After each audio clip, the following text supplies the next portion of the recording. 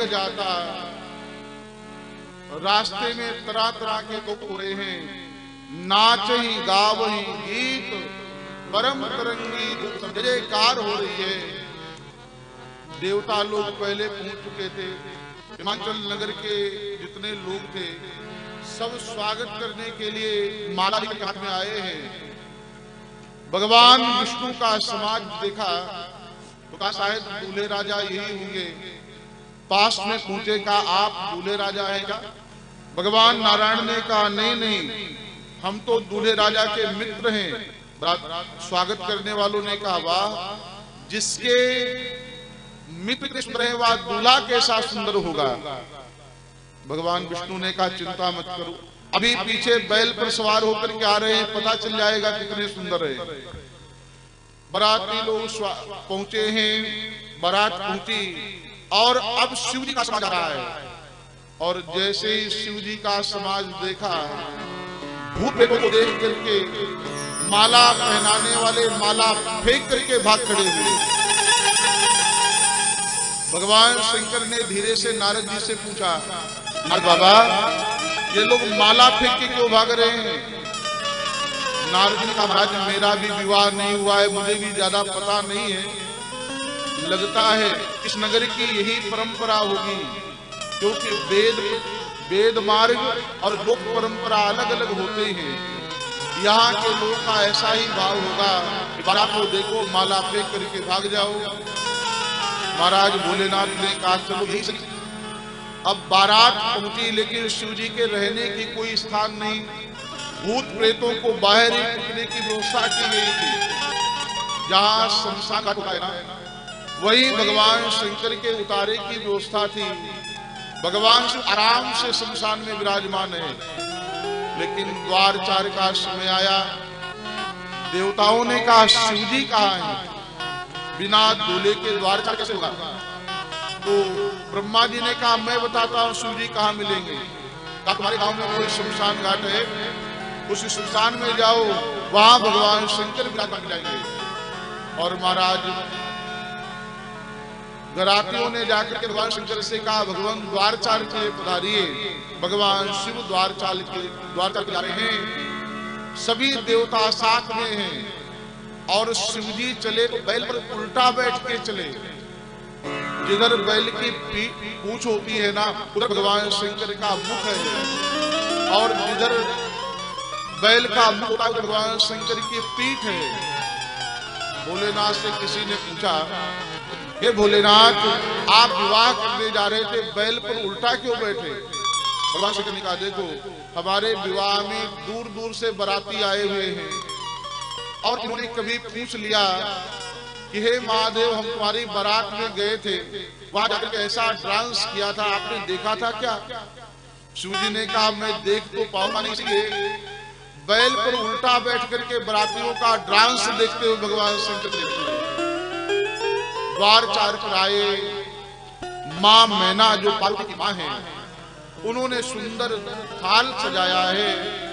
और गोस्वामी तुलसीदास महाराज उस भाव का वर्णन करते हैं, मैना शुभ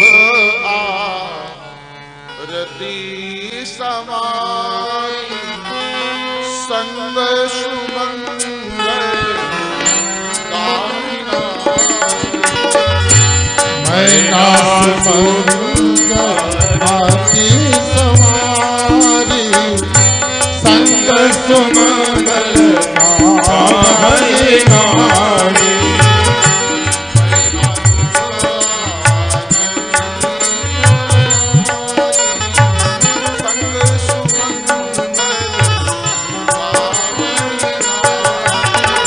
मैना शुभ आरती समाई, संग सुमंगल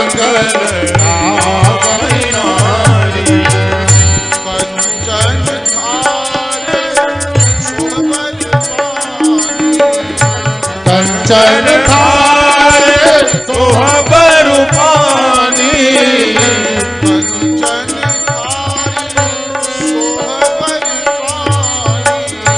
कंचन थारे सोहबर पानी, परिछन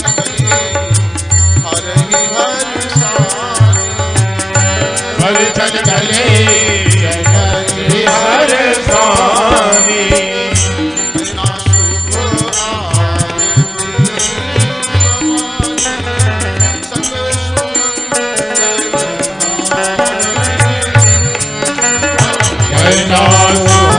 आरती सवारी संग सुमंगल गावै नारी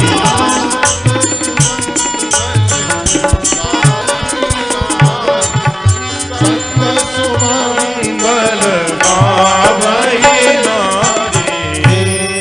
शिवजी द्वार पर आए हैं।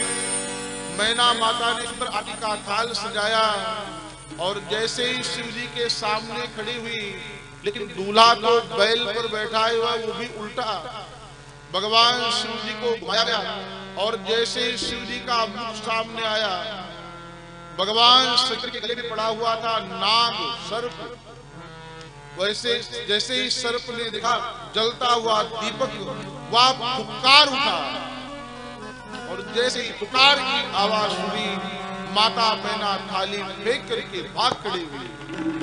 मां मैना ने थाली फेंक दी। भगवान श्री नारद बाबा से पूछा, हे देवर्षि नारद जी महाराज, ये देवी कौन थी? शिव जी ने, नारद जी ने कहा आपकी सास थी। कहा ये थाली फेंक करके क्यों भागी? अब नारद जी ने विचार किया, अगर कहीं कह दिया कि आपका रूप देख करके भागी है तो कहीं शिव जी नाराज न हो जाए। बड़े बनाने के बाद तो विवाह करने के लिए आए हैं। नारद जी ने कहा, महादेव वो क्या है, आपका रूप इतना सुंदर है ना, आपके गले में जो सर्प पड़ा हुआ है, आपके माथे पर चंद्रमा विराजमान है, आपके माथे पे गंगा जी विराजमान है। आपकी सास माता जी ने देखा कि आपके माथे पर जो गंगा जी हैं, तो आपको गंगा जल चढ़ाने की क्या जरूरत है, इसलिए गंगा जल फेंक दिया होगा।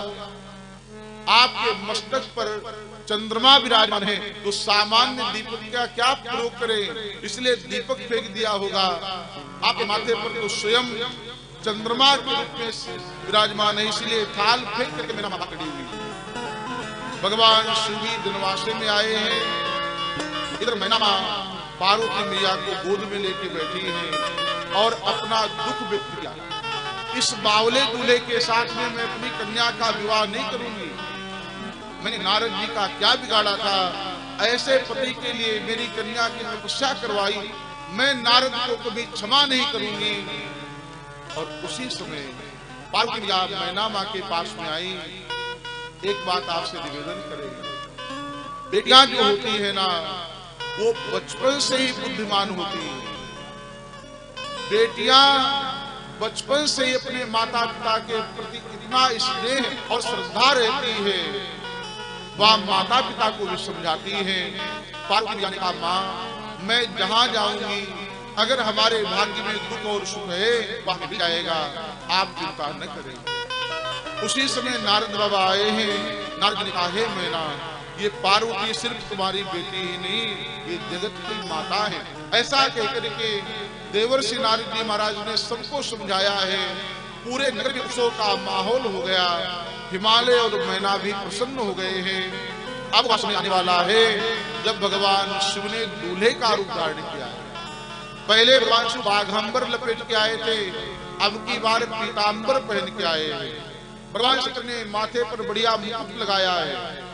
ऐसा सुंदर दिव्य स्वरूप भगवान शिव आज सिंहासनारूढ़ हुए हैं। माँ पार्वती आई है। माँ पार्वती के हाथ में दिव्य वरमाला है।